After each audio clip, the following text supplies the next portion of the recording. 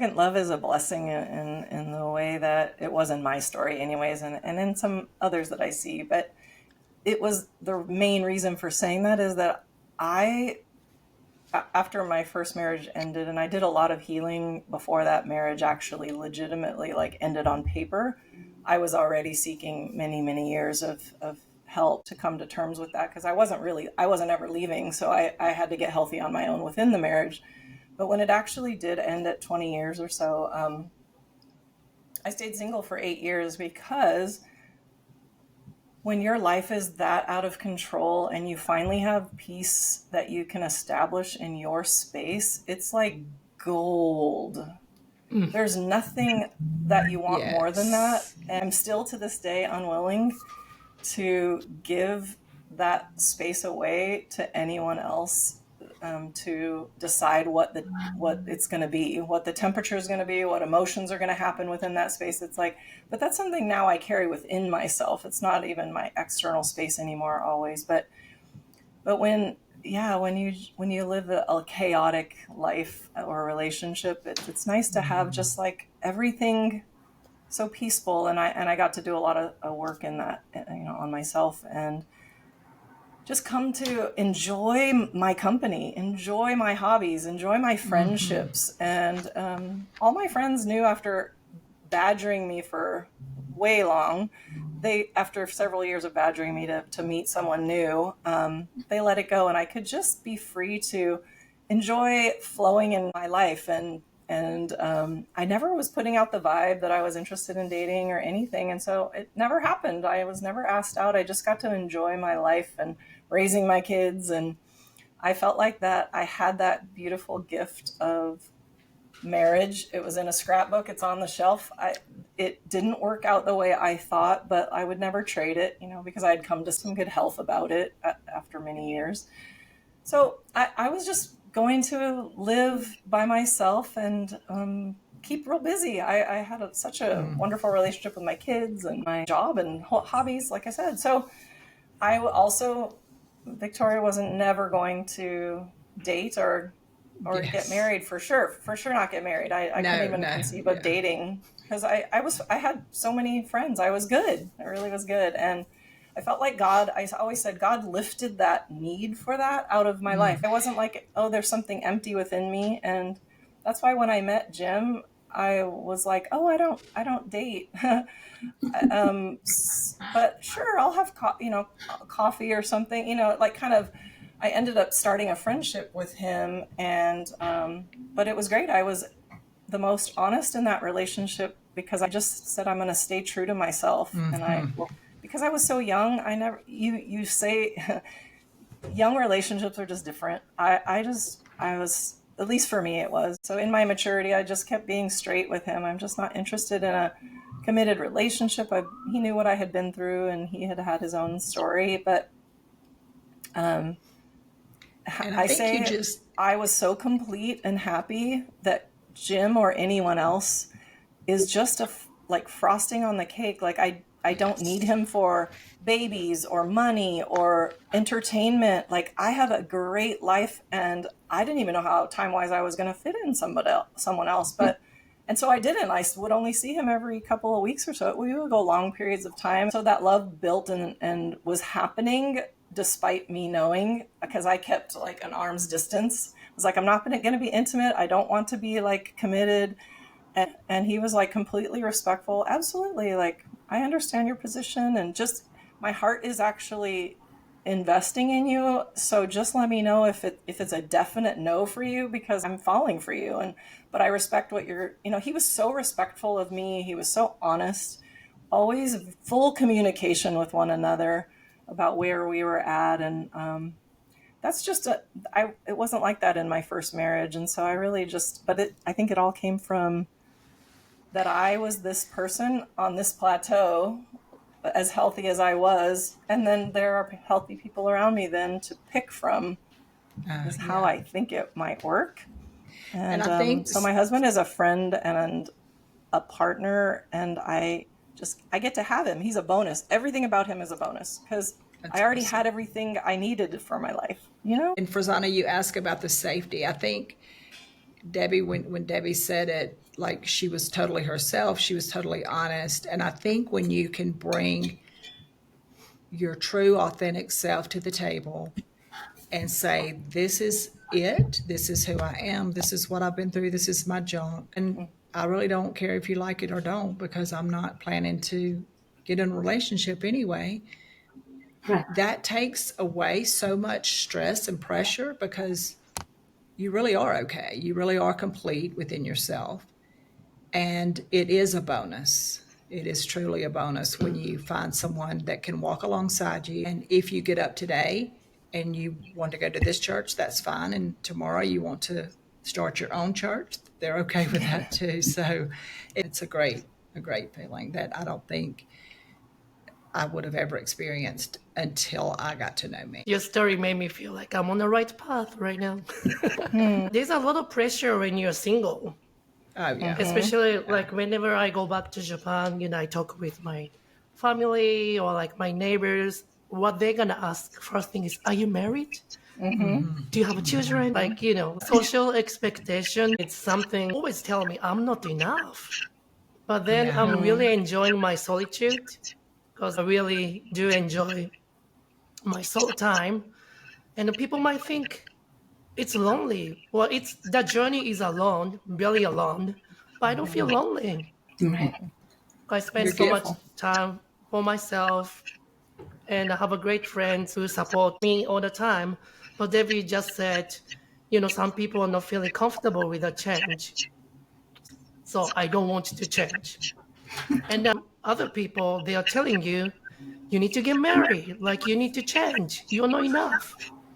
Then all I could think about is like, who cares? I'm never enough if I'm gonna trying to live other people's expectation. And I'm here enjoying solitude, like trying to find a true authentic self, and I'm happy with it. Right. And that's everything. Yeah. No, I think it's, and it's not just like you say you're single, but I've been through the marriage, I've had my kids, and there is still that pressure because people think that I'm a woman on my own. And culturally, it's like every time I go to England, I get that question. Isn't it time? Shouldn't you put yourself out there? Shouldn't you get married again?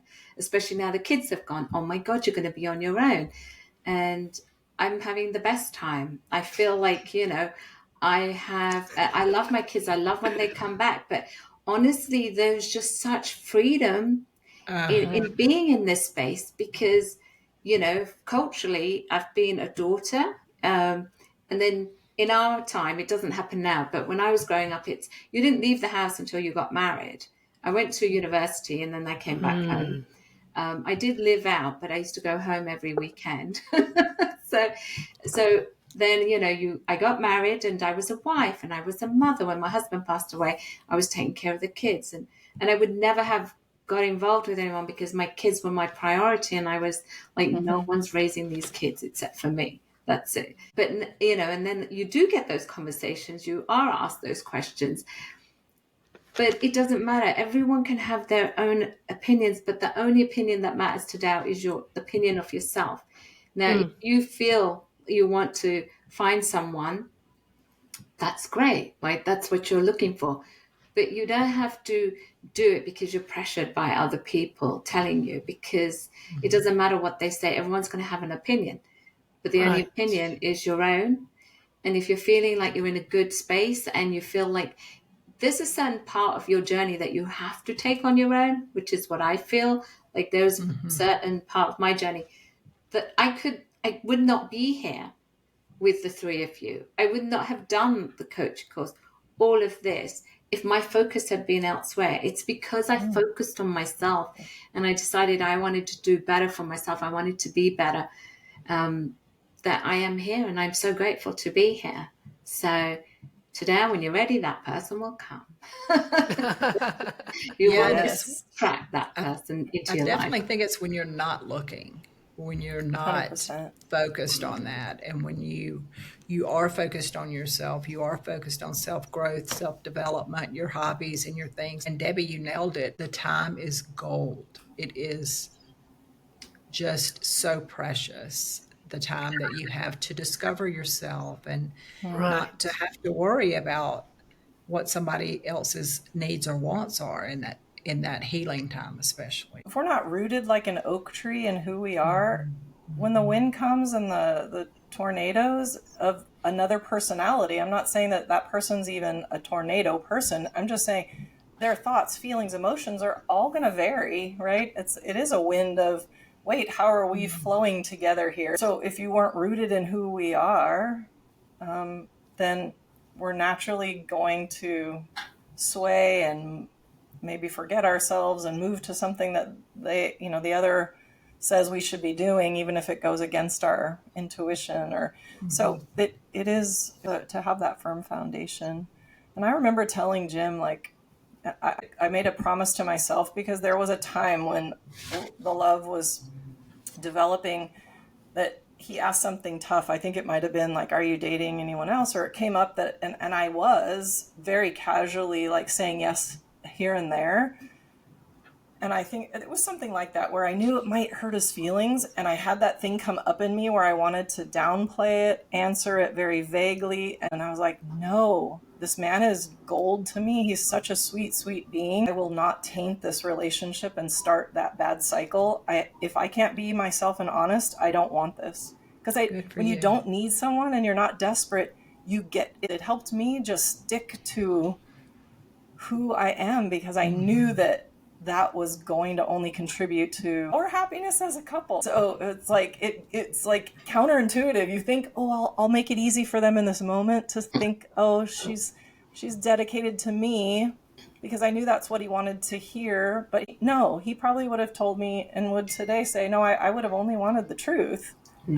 You know how that feels, right? At least that's the game I was playing in my head at the time. But I didn't. I said, yeah, I'm trying to keep open. I'm not committing. And, and I had to explain. But that carries in our relationship now. And he knows, like, I have a whole independence to me. And I'm going to pick up and go somewhere with my kids if that's, like, what needs to happen. I honestly thought there would not be someone created to drop into my life with all of the storylines I had going on. And this man, like, just like I am, I welcomed his ex and her whole family, like, is family to me, and she is. And same, he was, as soon as he could shake the hand of my husband, it was my ex-husband had a hard time with that. But when he finally came around, it was like, we appreciate one another. When my ex finally got to say, if it couldn't be me, which I wanted it to be, I'm glad it's Jim. He's just so nice. And I was like, thank you, God, so that Lee could go in peace, because it's hard. It's hard to navigate all of these things. But that kind of mature love is, like, so beautiful to be a part of a relationship that's, like, in my everyday life. I didn't have that same type of best friend love the first time around. So to get that right now is, like, just a gift from God, the universe, because I was not looking for it. I resisted it for almost 10 months until I finally said, oh my gosh, I think I'm in love with this guy. It really surprised me like that, because I already knew that it was not possible to fall in love with someone. So it was like, even that I, like, blindsided my own self when my kids and other people were like, he's so great. Why are you pushing him away? And I was like, I'm not. Am I? And I just kind of reflected for a few more months, and then I like woke up one day, and then it was funny because I was full blown in love with him, and I knew I would marry him, like, because I was already formed. I just was not letting myself see it, even though our relationship was that beautiful every time we were together. So I wrote him this cute, like, I was like in high school, nerdy poem about love, and rolled it up. It might have been a Valentine's Day, honestly, and I put it on his plate in a little scroll with a bow, and he read the poem, and it said something like, and it's you, and I'm in love, and whatever it said in its rhymey way. Is it hanging in his office? Oh my God, the poem's right here behind me. I'm in his office. Can I see it? I want to see it. Oh my God, I'm going to read it to you guys. Okay, let's hear it out. That's so sweet. He framed it, or maybe I framed it. I don't love remember. It. Wow. He framed it. Okay, let's see how nerdy I was. Oh my gosh. So where do I begin to tell you how much you mean to me, when words fail to capture what only the heart and soul can see? Giving love a second chance was just never a thought of mine. because a person custom made for me would be an impossible find. When you caught my attention at our college reunion, our friendship began to grow, and our first date to the beachcomber confirmed that you were someone I needed to know. Every moment since then, I've been falling in love and trying so hard to resist. But the man of my dreams is right here in front of me, and God doesn't want that dismissed. Loving you has been so easy, so healing, so freeing, so beautiful and fun. And I'm so blessed and grateful for your patience when out of fear I wanted to run. You are gentle, spiritual, generous, kind, loving, adventurous, passionate, and funny. And I know without a doubt from the depths of my being that you are the one for me. So if you would be my guy, it would make me the happiest girl, more than you will ever know. I'm so in love with you, Jim Springer. I'm all yours, and I can't wait to see where it goes. Will you be mine? Oh, that's so cute. It was Valentine's Day. How cute is that? I love it. I was like a 16-year-old. It was so fun. I love That that. is I love that he wonderful. has it I in his love office. that. So there's this picture of us, I don't know if you can see what the How shot, but anyways, beautiful. So beautiful. I framed this on our year anniversary. It's our vows, just the standard fun. vows, like I, Jim, take you, Debbie, to be my wife. Because at our wedding, my husband is so cute and he gets so nervous. So we know when you hold hands and face each other. He was looking at our priest, the pastor, that was saying the vows, and he was like, so Jim's looking at the pastor, right? I, Jim. He's like, I, Jim, and I'm over here, right? Take you, Debbie, to be my wife. Take you, Debbie, to be. He looked at Father Tim the whole time. So I'm squeezing his hands really hard, like, oh, he's gonna be so sad when he knows that this is what's happening. So he said the whole vows to Father Tim, right to Father Tim's eyes. And then afterwards, he's like, no, is that what I did? And I was like, yeah, I'm pretty sure you're married to Father Tim, but we'll bring it up to him later. So Father Tim was my friend. It was the cutest thing. So at our year anniversary, I said to Father Tim secretly, like, we were going to be at a function where he was going to do a blessing of wedding, like people that are married for like Valentine's Day or something, a special blessing. So I said, it's our year anniversary. And I rewrote our vows to Jim. Would you mind remarrying us? So that it's legit, because it's technically he's married to you. So we chuckled about it. So he let us renew our vows so that he could legitimately be married to me. It was just a cute thing, but Beautiful it was really sweet because Jim was so nervous. That was the best day of my life, getting married the second time. I told him I didn't need to be married because I felt like that wasn't a priority to me, because I just felt like I had that. And I could just be committed to him without that, But the wedding day, when I was just in so much appreciation and present moment, that the entire day, I was just in so much gratitude with everyone that showed up for us. I had to let go of the wedding details, and I used to be such a planner, and I wanted everything perfect and pretty. And we did have a beautiful wedding, but my mom had died 3 months before our wedding.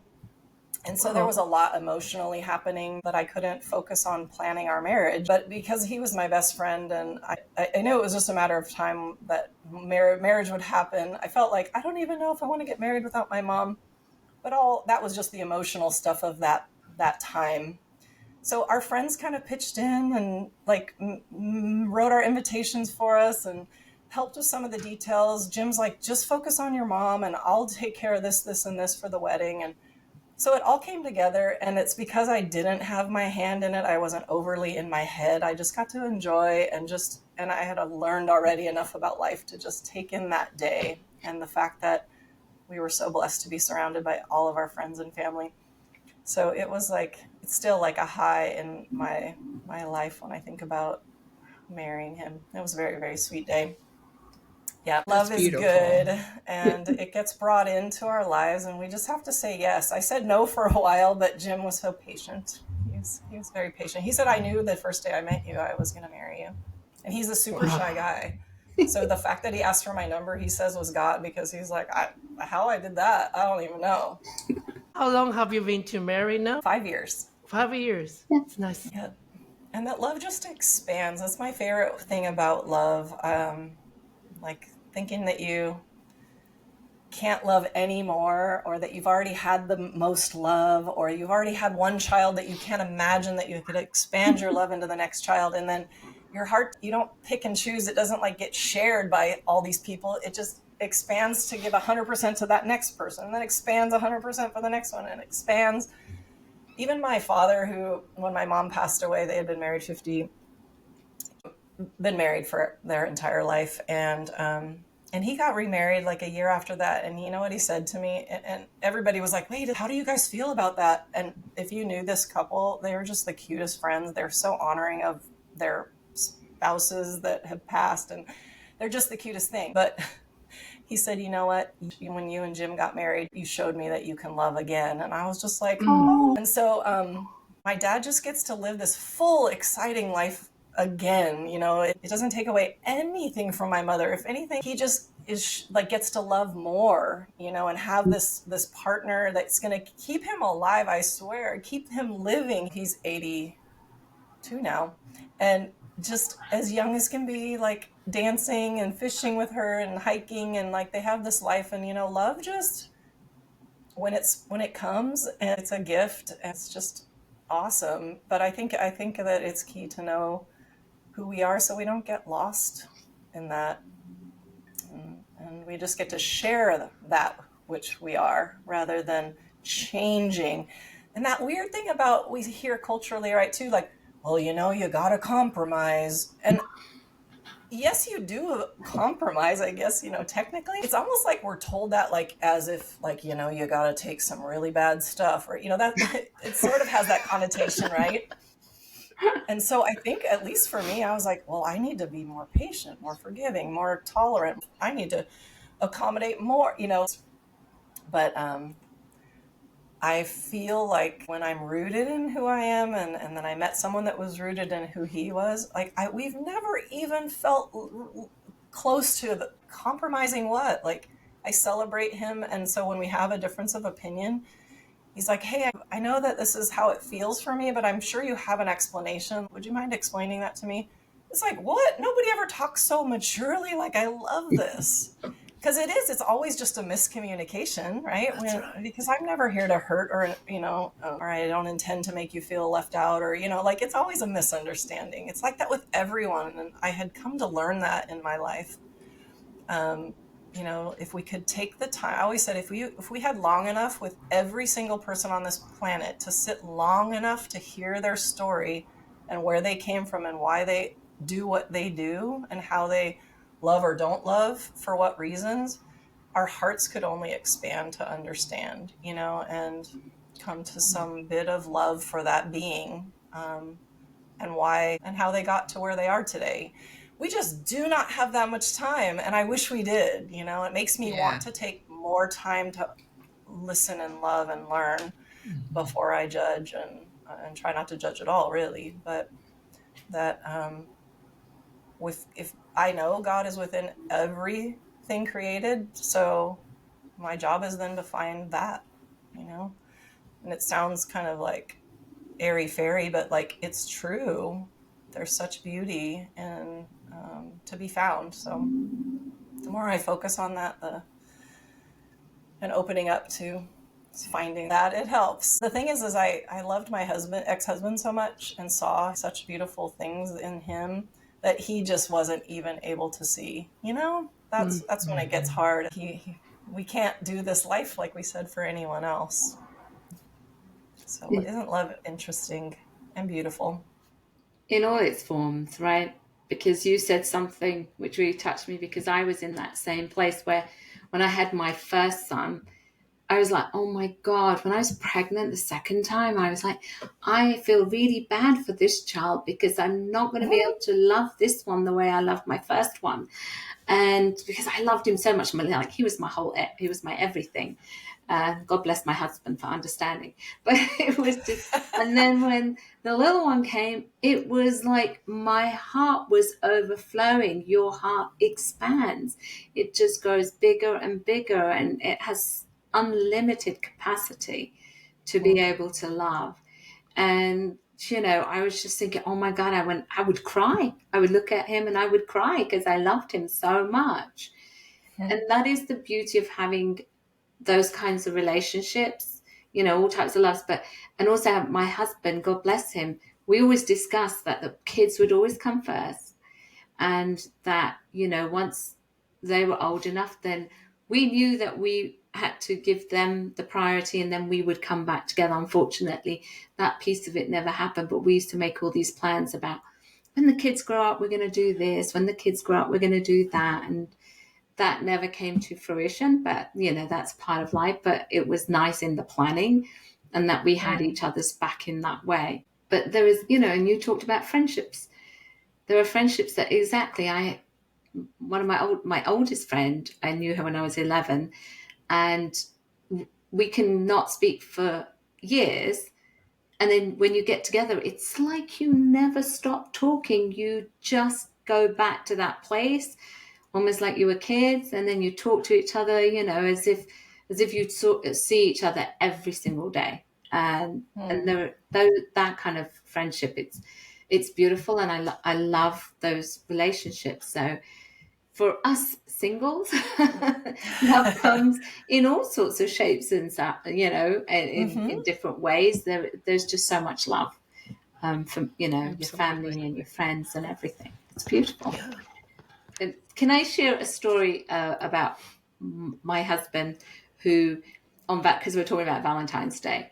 So I used to go to England every year. And again, God bless him, because he'd be like, where do you want to go? And I go, I want to go to England. So I went to England, and it was about a week before Valentine's. And I was like, oh, we won't be together, but that's okay, right? I'll be with my family. I'm good. Yeah, I'm good. You do your own thing. Well, he turned up on Valentine's Day to surprise me in England. Aww. I swear, my brother knew he was coming, so he said to me, go open the door. And I didn't even stop to think why he's asking me to open the door. But I ran. I was at my mum's house. I sort of went to the door. I opened it. And because I wasn't expecting him, for a minute, I didn't recognize him. Because the thought of him actually being there was, and I think he expected me to have this great reaction. And I was like, who are you? I realized who it was. And I was like, oh my God, what are you doing here? And then he surprised me with like this trip away to Italy for Valentine. Wow. What a guy. And so that was like, he used to do those kind of special things. And so I feel like I've been really blessed. So I don't feel I need or want for anything. And what I used to do for him, like one of the first times I had to leave him and I had to go to England, I was going for 14 days. So I wrote 14 notes. And then I put them in different places. One would lead him to the next, And then there'd be like a card or a little gift or something or a letter and things like that. And I did that for the whole 14 days. You have very sweet stories to share. Very sweet memories, yes. I have very lovely memories. But did you say, who are you, when he showed up? No, I kind of, in my head, I was like, who is this? I swear, I know it sounds really, and it's not like we hadn't been married it wasn't like I'd been married for 2 weeks or anything. I was just looking at him like, because it didn't register that he would, I think it was one of the first times it didn't register that he would do like such a big grand gesture like that. Like you weren't expecting him to be in England, and it startled you, yes. It really did. He's lucky I didn't shut the door and say, sorry, no. Tadao, do you want to have a long-term partner in this life? Is that something you're actually looking for? Well, like just Victoria said, I think a relationship is not something I look for. But at the same time, if I'm not gonna looking for it, especially for those sexual minorities, like it's very difficult to find your partner unless you're aiming for it. In this generation, like maybe using a dating app and stuff. But I've been moving around the country for the last few years. San Francisco, that's the longest, because I've been here nearly 2 years right now. But before that, I was in Dallas for even less than a year. And then before that, LA, so I was keep moving around. So it's not helping to find that. And now you have us three as like your sister wives, and get our schedules together and keep us happy. That's a lot of work. Yeah. Gonna have to be a Partner very would special have to person. understand your relationship with us. Right. I'm having a relationship with you, right? Exactly. Right. That's how I felt with Jay. I was having a one-way relationship with him last year. I love affair with you, Jay. Yes, we all did. His wife was okay with that. Yeah, that's crazy. But didn't we all? But yeah, Yes. Yeah, I think we all did, we yeah. did. I can't believe that I never have sat in my husband's office to do podcasting until today. And the two things he has framed are the poem. I mean, he has his kids up here too. But that's funny because then I was like, wait a minute, I think that's in there. That's so weird that I told that story. It was so You meant gotta to do be. something with your husband See? this Valentine's Day. You might need to invite the pastor. Fun too, you gotta come in. Renew our vows at 5 years. Every year we drag our poor friend up to remarry us. How am I gonna edit this story? Hey, it's Debbie. Join us each week on Tuesdays by clicking the subscribe button. While you're at it, give us a like. We'll see you next week. Thank you for being on this journey and keep being your most authentic self.